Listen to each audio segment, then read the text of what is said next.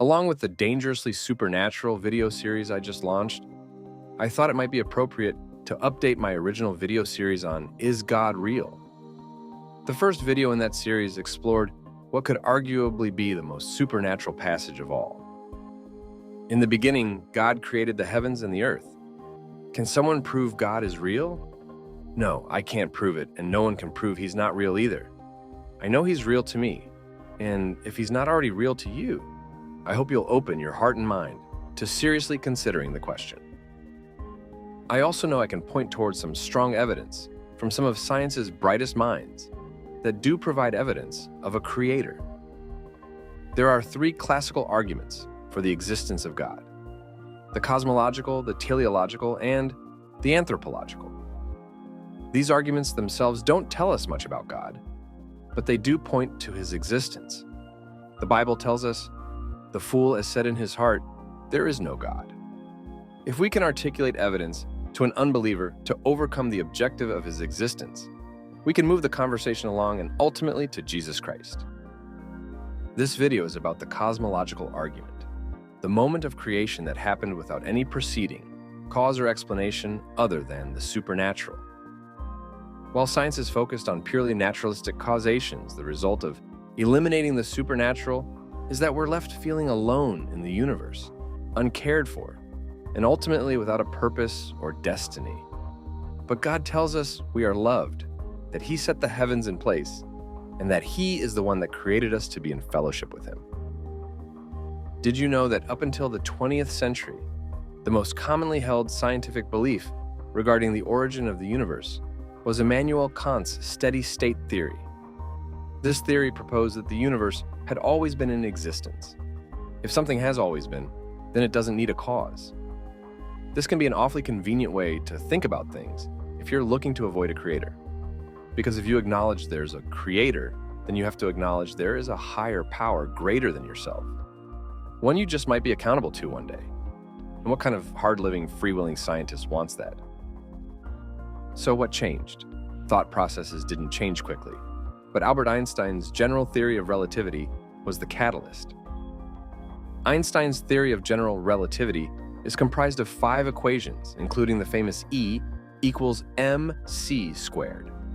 At its core, the theory supposes that matter, space, and time are all correlative.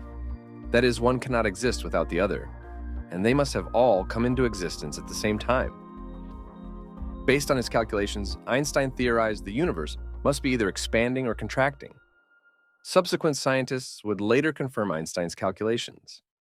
In 1919, during a solar eclipse, astronomer Arthur Eddington observed gravity causing rays of light to bend as they passed by our sun, a prediction made by Einstein in 1916. Later, in 1927, Edwin Hubble actually viewed the expansion of the universe while looking through his 100-inch telescope. What Hubble viewed was later termed galactic redshift. When light shines through a prism, it separates into a spectrum of colors. Light moving away from the observer is stretched in wavelength, making the light appear red. On the other side of the spectrum, light moving toward the observer is shorter in wavelength and appears blue. This confirmed the universe is expanding. It's not in a steady state. So if you're a renowned scientist committed to only naturalistic causes, what do you do next? Fortunately, the next move was made by Georges Lemaître, a Belgian cosmologist and Catholic priest. Around 1928, Lemaître theorized that if the universe is expanding, then it must have had a finite beginning.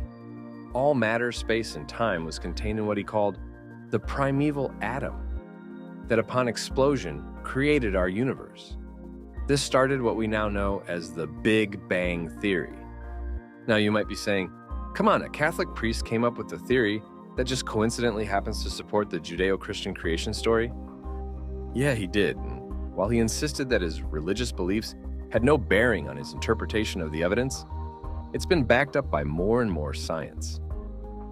In 1946, Russian astrophysicist George Gamow theorized that if the universe was created in a fiery explosion, a faint glow measuring minus 465 degrees Celsius should still be visible everywhere in the universe, but he didn't have the instruments to measure it. But in 1965, Arno Penzias and Robert Wilson picked up strange radiation on their antenna. No matter in which direction they pointed the antenna, it was there. While their initial interpretation of this data was that this was caused by bird poop, they would later win the Nobel Prize when they realized they had discovered cosmic background radiation. This is the light and heat left over from the initial explosion of creation. The light is no longer visible because the wavelength has been stretched by expansion. But the radiation they found matched the exact pattern predicted by Gamow in 1946 and gave further support to the Big Bang Theory. Now, let's take a moment to address another crowd that might be bristling at this, my fellow Bible-believing Christians. I know a lot of Christians don't like the idea of the Big Bang because it alludes to naturalistic, unguided causes. But whatever you want to call it, if you're a Christian, you believe in ex nihilo creation. This is a Latin phrase meaning something out of nothing. There was nothing. God spoke, and then there was something. This is supported by Psalm chapter 33 when we're told, "By the word of the Lord the heavens were made, and all the stars by the breath of his mouth." A few verses later we're told, "For he spoke, and it came to be. He commanded, and it stood firm." In his book Navigating Genesis, Hugh Ross puts it this way: "The Bible says in unequivocal terms that the heavens and the earth began, that they exist for a finite time only, and that God exists and acts inside, outside, and beyond the universe's space and time boundaries. He alone is everywhere present and always existing." Getting back to the science, if a Big Bang-type explosion occurred, scientists believed there would be temperature variations or ripples in the background, radiation caused by gravitational attraction, and allowing for the formation of galaxies. In 1989, NASA launched COBE, or Cosmic Background Explorer, to see if these ripples existed. In 1992, the project leader, George Smoot, confirmed that COBE did indeed find these variations, and with great precision. Smoot said, "If you're religious, it's like looking at God." COBE found that the explosion and expansion were tweaked so precisely as to allow for just enough matter to congregate in order for galaxies to form, but not enough to cause the universe to collapse on itself. These ripples are exact down to 1 part in 100,000, leading Smoot to call them fingerprints of the Maker.